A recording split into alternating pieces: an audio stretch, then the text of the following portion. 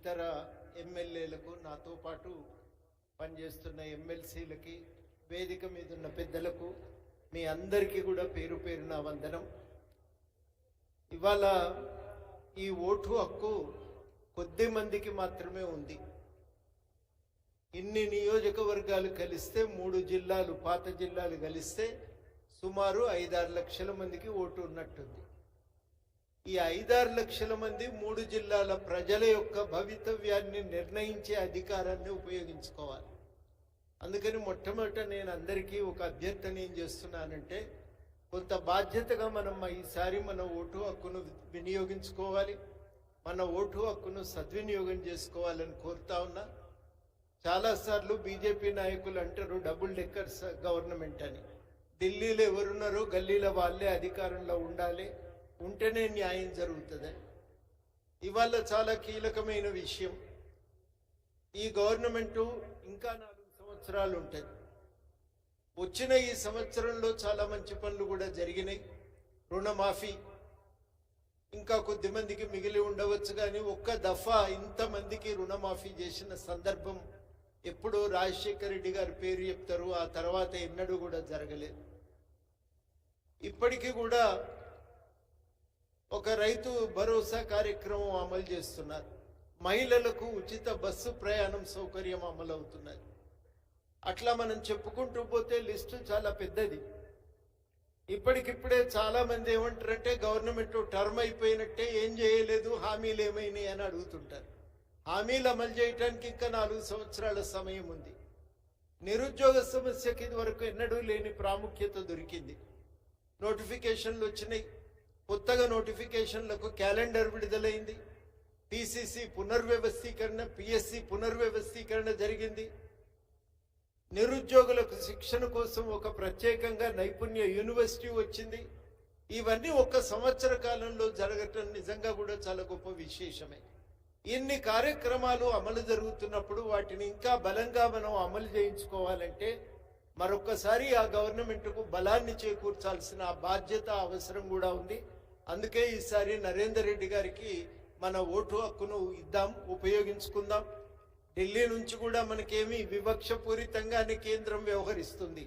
కృష్ణా నదీ జలాల్లో వాటా పోతుంటే మన వాటా మనకు పంచియటానికి 10 ఏళ్ళు చాలలేదన్నారు. ఇప్పటికి కూడా పంచిస్తారనే గ్యారంటీ కనబడటం లేదు.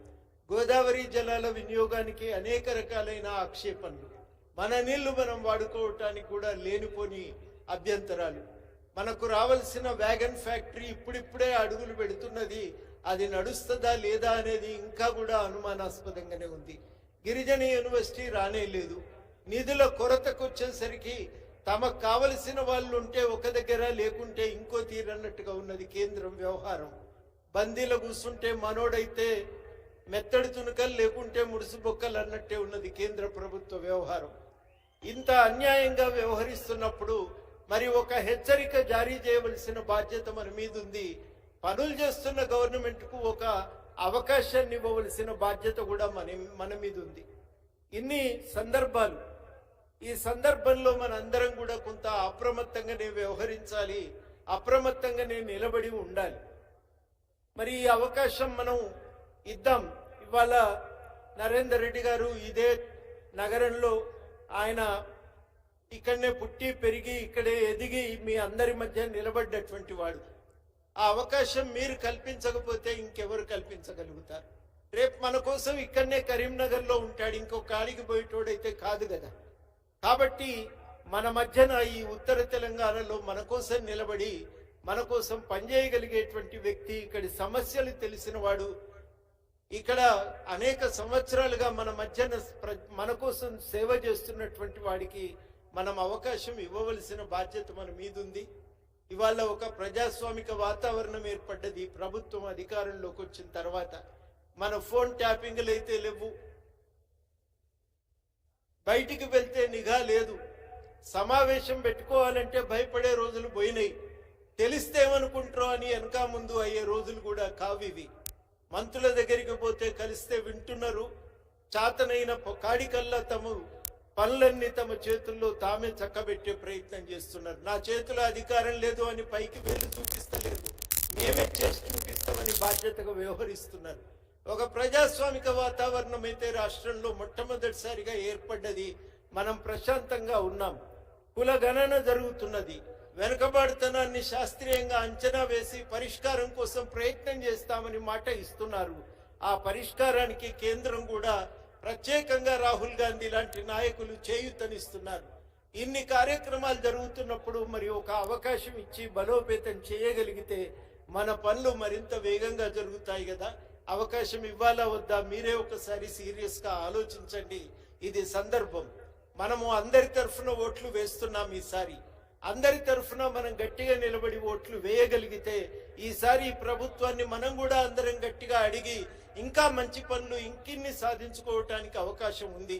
ఇంకెవరికైనా ఓటు వేస్తే ఇక్కడ ప్రభుత్వంలో లేరు, వాళ్ళు చేయించే అవకాశం కూడా లేదు.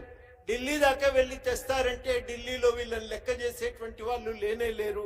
అయ్యే అవకాశం కూడా లేదు అనేది 10 సంవత్సరాల అనుభవం స్పష్టంగా చెప్తున్నది. ఇంత స్పష్టంగా వాస్తవాలు కనబడుతున్నప్పుడు ఆ వాస్తవాలను మర్చిపోకండి. తప్పకుండా వాటి మీద దృష్టి పెట్టి మీ ఓటు హక్కును సద్వినియోగం చేసుకోవాలని మీ అందరికీ కూడా నేను పేరు పేరున అభ్యర్థిస్తూ ఈ అవకాశం ఇచ్చిన మీకు పేరు పేరున కృతజ్ఞతలతో సెలవు. జై తెలంగాణ. Thank you sir.